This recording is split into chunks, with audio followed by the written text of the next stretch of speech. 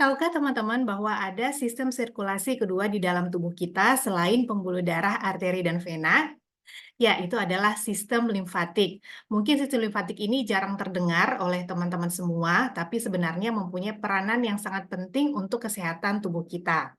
Nah, di video kali ini saya ingin sharing ke teman-teman semua tentang apa itu sistem limfatik, kemudian apa bahayanya jika tersumbat, dan bagaimana cara kita supaya untuk menjaga kesehatan sistem limfatik tersebut. Izinkan saya untuk share slide ya.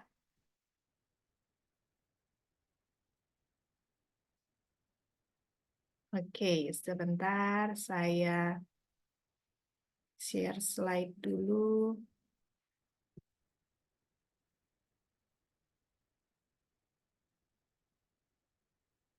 Oke, wait.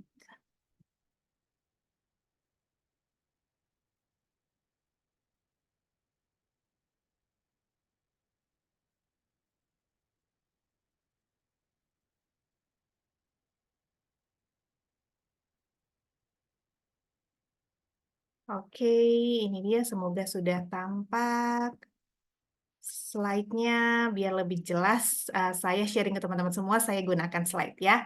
Oke, jadi teman-teman sistem limfatik itu adalah sistem yang terdiri dari kelenjar dan pembuluh yang bekerja sama mengalirkan cairan getah bening ke sistem peredaran darah. Jadi kalau teman-teman bisa lihat di sini adalah pembuluh darah yang keluar dari jantung, arteri, ya kemudian akan menuju sel-sel tubuh dan kemudian akan keluar masuk ke vena untuk kembali lagi ke jantung. Nah, ternyata teman-teman pada saat cairan yang keluar dari arteri ini sepenuhnya tidak akan bisa kembali ke pembuluh darah vena, tapi ada yang tertinggal di sel-sel atau kita bilangnya itu jaringan interstisial ya di antara sel-sel. Nah, itu adalah tugasnya si pembuluh limfatik atau nanti akan masuk ke kelenjar getah bening ya. Jadi saluran kelenjar getah bening ini yang akan menyalurkan cairan tersebut.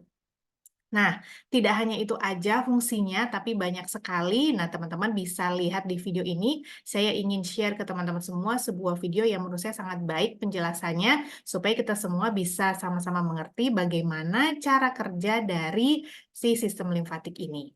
Ya, oke, ini sebentar saya share dulu.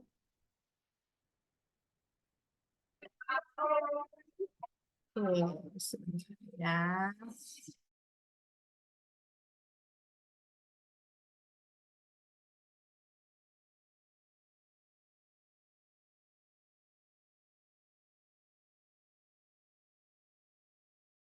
In a nutshell, the lymphatic system is a drainage system that removes excess fluid from body tissues and returns it to the bloodstream. It's actually a subsystem of both the circulatory and immune system. The major purpose of the circulatory system is to bring oxygen and nutrients to body tissues and remove wastes. This exchange happens in the smallest blood vessels called the capillaries. Blood plasma containing nutrients moves out of capillaries at the arterial end of capillary beds, while tissue fluid containing wastes reabsorbs back in at the venous end. However, not all of the fluid is drawn back to the bloodstream at this point. About 15% of it is left in the tissues and would cause swelling if accumulated. This is where the lymphatic system comes into play. It picks up the excess fluid and returns it to the circulatory system. Unlike the blood circulatory system, which is a closed loop, the lymphatic system is a one direction, open ended network of vessels. Lymphatic vessels begin as lymphatic capillaries made of overlapping endothelial cells. The overlapping flaps function as a one way valve. When fluid accumulates in the tissue, interstitial pressure increases, pushing the flaps inward, opening the gaps between cells, allowing fluid to flow in. As pressure inside the capillary increases, the endothelial cells are pressed outward, closing the gaps, thus preventing backflow. Unlike blood capillaries, the gaps in lymphatic capillaries are so large that they allow bacteria, immune cells such as macrophages, and other large particles to enter. This makes the lymphatic system a useful way for large particles to reach the bloodstream. It is used, for example, for dietary fat absorption in the intestine. Once inside lymphatic vessels, the recovered fluid is called lymph. Lymph flow is enabled by the same forces that facilitate blood flow in the veins. It goes from lymphatic capillaries to larger and larger lymphatic vessels and eventually drains into the bloodstream via the subclavian veins.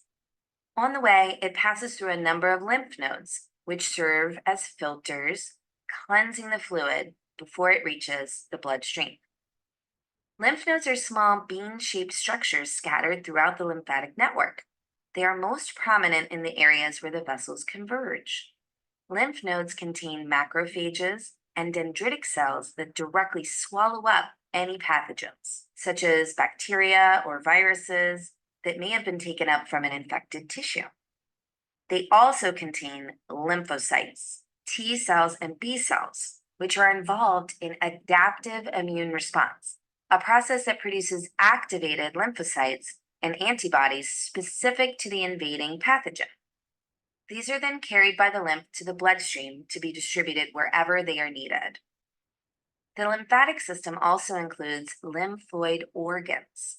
Primary lymphoid organs, the thymus and bone marrow, are the sites of lymphocyte production, maturation, and selection. Selection is the process in which lymphocytes learn to distinguish between self and non self, so they can recognize and destroy pathogens without attacking the body's own cells. Mature lymphocytes then leave the primary for the secondary lymphoid organs, the lymph nodes, spleen, and lymphoid nodules, where they encounter pathogens and become activated. Thank you for watching. If you like Oke, teman-teman, jadi sudah kelihatan di situ ya. Jadi tampak dengan jelas, dijelaskan dengan sangat baik di video oleh Alila Medical Media ya, tentang bagaimana fungsi dari sistem limfatik.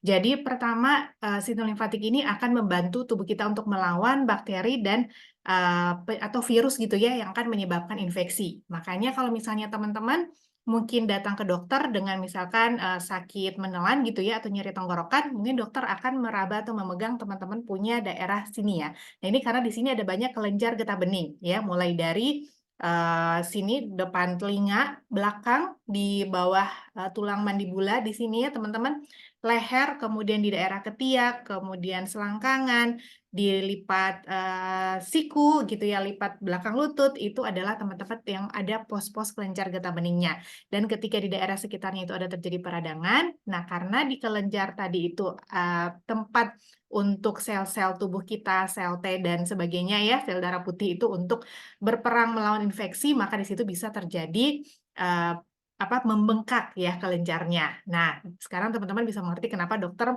memeriksa ya di daerah situ ketika kita mengeluh sakit tenggorokan. Nah, kemudian teman-teman yang kedua adalah untuk mendeteksi keberadaan sel kanker dan juga mencegah penyebarannya. Makanya sangat penting untuk kita mempunyai sistem limfatik yang sehat, supaya ketika ada sel-sel yang tidak baik atau tidak sesuai gitu ya, akan segera bisa dikeluarkan atau dimusnahkan dan akan dikeluarkan melalui sistem pengeluaran kita gitu ya teman-teman, yang melalui urin, buang air besar, dan sistem pengeluaran kita termasuk juga keringat. Nah, kemudian dia mengatur keseimbangan cairan ya. Jadi tadi teman-teman bisa lihat begitu keluar dari arteri, tidak semua kan langsung balik lagi ke vena. Nah, itu adalah tugas dari aliran kelenjar getah bening supaya cairan tubuh kita itu tetap seimbang gitu ya. Jadi yang akan masuk lagi nanti ke arteri itu jumlahnya sesuai, tidak berkurang banyak sehingga cairan pembuluh darah kita itu juga akan berjalan dengan lancar dan di sel-sel kita itu tidak bengkak ya, tidak numpuk cairan yang tadi, tidak masuk ke vena, tapi dia akan masuk melalui kelenjar getah bening, jadi nggak bengkak. Mungkin kalau teman-teman melihat seringkali ada orang tua yang sudah tidak aktif bergerak ya, jadi ketika duduk lama kakinya bengkak, nah itulah yang terjadi karena ketika sistem limfatiknya itu tidak berjalan dengan baik. Ya, kemudian mendeteksi keberadaan antigen dan membentuk antibodi untuk melawannya. Tadi ya, jadi sangat berperan penting untuk kesehatan imunitas tubuh kita. Dan juga menyerap sebagian lemak dari makanan di dalam usus. Karena tadi ya, lemak itu dia partikelnya molekulnya besar, jadi dia lebih akan bisa masuk ke saluran getah bening yang mempunyai kayak pori-porinya itu lebih besar dibandingkan pembuluh darah kita.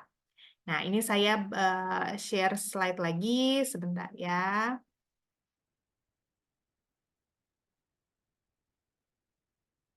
Oke, sebentar ini saya akan masuk ke slide lagi. Oke, wait.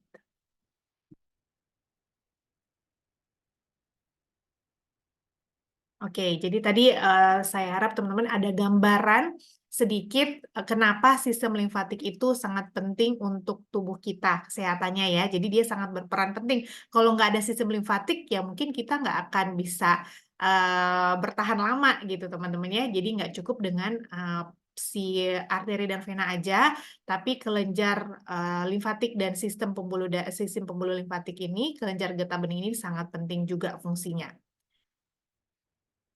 Nah, kemudian teman-teman ini intinya ya, fungsi 3 besar, jadi kenapa sistem limfatik itu penting, jadi ya pasti untuk perlindungan imunitas tubuh, untuk sirkulasi cairannya, detoks racun dan sampah sel tadi ya, karena bahan-bahan biasanya yang kotoran-kotoran itu tuh dia partikelnya lebih besar, makanya dia itu diangkut oleh kelenjar getah bening ya. Jadi nanti akan disaring di sana dan akan dibuang melalui sana ya. Dan kemudian membantu penyerapan lemak makanan juga. Jadi supaya lemaknya itu nggak numpuk di sel-sel tubuh, tapi supaya bisa diserap dan digunakan dengan baik oleh tubuh kita. Nah, ini adalah gejala-gejala yang bisa terjadi ketika aliran limfatik itu tersumbat. Mulai dari bengkak, tadi ya udah saya jelaskan, kemudian sering lelah, sering merasa capek, level energi itu rendah gitu teman-teman ya. Kemudian bisa kualitas tidurnya buruk gitu, sering bermimpi, mudah gelisah. Ini gejala-gejala yang bisa timbul. Saya nggak bilang pasti karena aliran limfatik terganggu, tapi ini adalah yang bisa timbul karena aliran limfatiknya tersumbat. Ya, nah, kemudian, bangun pagi tuh nggak merasa segar gitu ya, mudah mood swing gitu teman-teman ya. Kemudian, nah ini tadi terjadi penumpukan selulit karena tadi mungkin lemak-lemak yang tadi numpuk di sel-sel ya, terjadi selulit, penumpukan toksin, kegemukan. Mungkin kalau ada orang yang, sudah mengusahakan untuk melakukan ini itu gitu ya, untuk, diet, mengurangi berat badan tapi kok susah banget. Nah, mungkin aliran limfatiknya ini yang tidak berjalan dengan baik sehingga banyak penumpukan toksin-toksin yang menyebabkan kegemukan ini susah diatasi. Kemudian infeksi atau radang berulang karena imunitasnya lemah gitu teman-teman ya, karena ya tadi ya tidak berjalan dengan baik aliran untuk pengeluarannya. Kemudian nyeri tubuh, otot tegang, kaku, benjolan getah bening, ya ini tadi udah saya jelaskan. Nah, nyeri tubuh atau otot tegang ini juga bisa terjadi kalau ketika aliran limfatik kita itu tidak berjalan dengan lancar. Termasuk buang air besar yang tidak lancar ya, dan juga termasuk kulit bermasalah seperti ruam dan jerawat. Ya, kalau misalnya jerawatnya nggak baik-baik udah dengan segala macam terapi, mungkin teman-teman bisa mempertimbangkan apakah ada aliran limfatiknya yang tersumbat gitu ya. Nah, bagaimana caranya supaya kita bisa menjaga kesehatan limfatik? Yang pasti pertama adalah makan makanan dengan yang penuh nutrisi. Jadi ketika kita makan banyak junk food, ketika kita makan banyak makanan yang penuh pengawet gitu ya, penuh dengan zat-zat pewarna dan lain-lainnya yang seharusnya itu tidak masuk ke tubuh kita. Nah, makanya ini kerja dari si kelenjar getah bening dan saluran ini pastinya akan lebih berat ya. Jadinya kita perlu untuk makan makanan yang penuh nutrisi. Tidak hanya sekedar kenyang, tapi kita harus memperhatikan nutrisinya. Ya, ada karbohidratnya, karbohidrat yang sehat, ada protein yang sehat gitu ya, ada lemak yang sehat, vitamin mineral yang sehat, serat juga. Jadi ini makanan itu nomor satu. Jadi kita harus memperhatikan. Jadi kalau tadi yang teman-teman gejala-gejala itu tadi ada dirasakan, coba perhatikan nomor satu makanannya, diperbaiki jenis makanannya, pola makannya ya. Kemudian yang kedua minum yang cukup pastinya supaya alirannya itu berjalan dengan lancar. Kita perlu minum minimal 30 ml per kilogram berat badan teman-teman ya. Kemudian hindari bahan-bahan chemical, jadi pastinya kalau misalnya ada bahan-bahan yang terlalu banyak, kandungan, kayak harsh cleaning product gitu ya, termasuk mungkin wangi-wangian gitu ya, yang memang banyak bahan, kimianya, itu sebaiknya kita hindari gitu, atau misalnya kita, hindari, yang paling penting itu makanan-makanan yang mengandung banyak bahan kimia, banyak pengawet yang seperti tadi saya bilang ya, itu harus kita hindari supaya mengurangi tumpukan toksin di dalam tubuh kita. Dan kemudian adalah aktif bergerak dan olahraga yang teratur. Karena teman-teman sistem limfatik ini dia tidak ada pompanya seperti selayaknya si pembuluh arteri dan vena. Kalau arteri dan vena ada pompanya, pompa jantung ya, dipompa oleh jantung, keluar dari jantung dan, balik lagi ke jantung. Tapi kalau kelenjar getah bening ini memang dia akan menuju ke situ, tapi pergerakannya itu terutama dirangsang oleh aktivitas motorik atau gerakan otot kita.